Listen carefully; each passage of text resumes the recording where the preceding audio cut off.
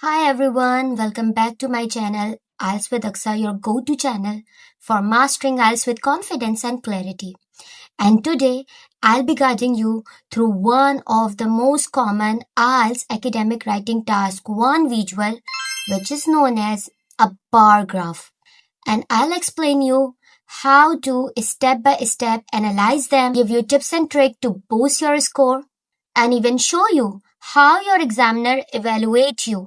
So stick around till the end of a sample strategy you can start using right away.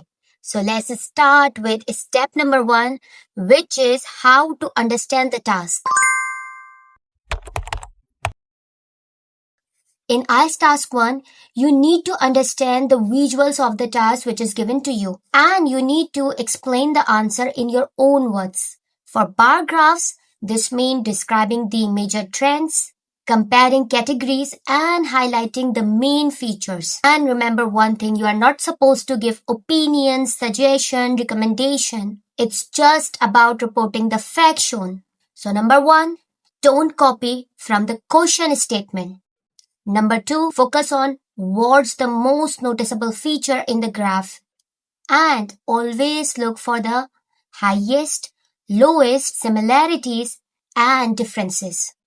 Step 2, structure your answer. The key to a high score answer is the structure, and there is a universal structure which you gonna follow to write academic writing task 1. So here's the 4-part format you are going to follow. Number 1, it's an introduction you should follow where you are going to paraphrase the question.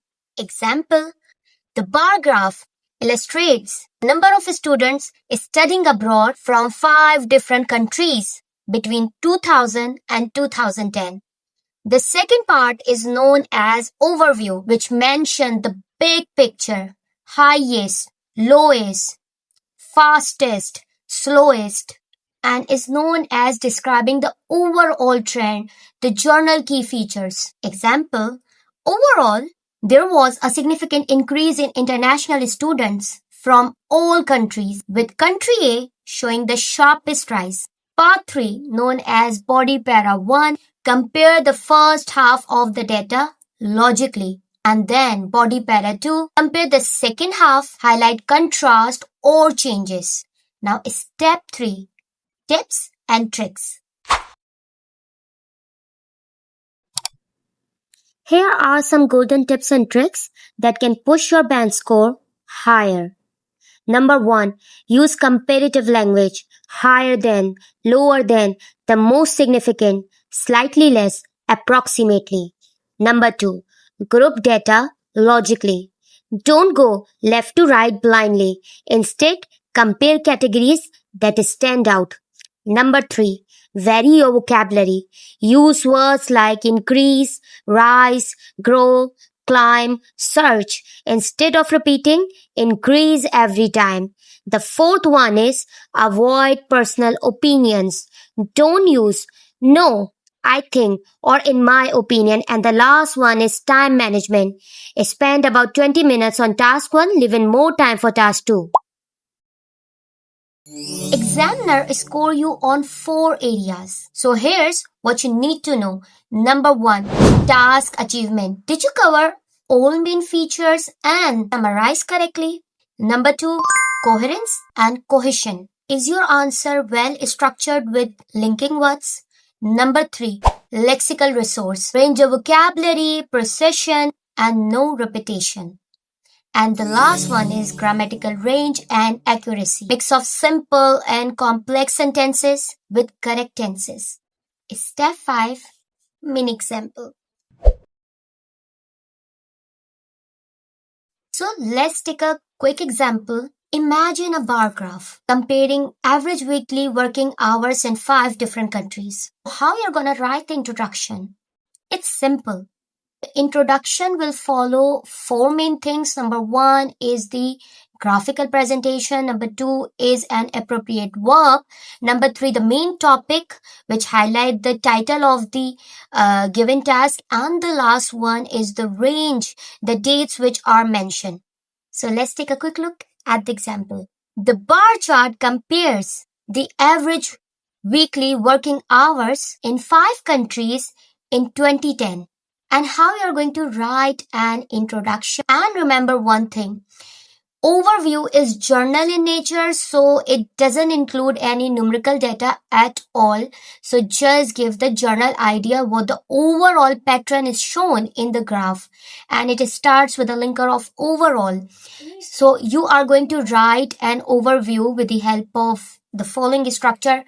For instance, overall, country X had the longest working week while country Y recorded the shortest hour. And with the help of body 1, we are going to compare top 3, and with body 2, we are going to compare bottom 2, highlight contrast. Now let's take a look on 2 different responses, and both the responses receive 9 bands. And why they receive 9 bands, I'm going to show the end. So this is response 1, and when you look at the introduction, it's simple and it includes all 4 things. The bar chart compares the average number of hours worked per week in 5 different countries in 2020. And the overview is generalized in nature and it includes the main key features. Overall, it is clear that country C recorded the longest working week while country D had the shortest. The other 3 countries had figures that were relatively close to each other, ranging between 38 and 42 working hours. Body 1, where we compare the first set of data. Looking at the details, employees in country C worked on average of 45 hours per week, the highest among all 5 countries. Country A followed closely with 42 hours, which was slightly higher than the figure for country E at 40 hours. Country B reported an average of 38 hours, making it the second lowest.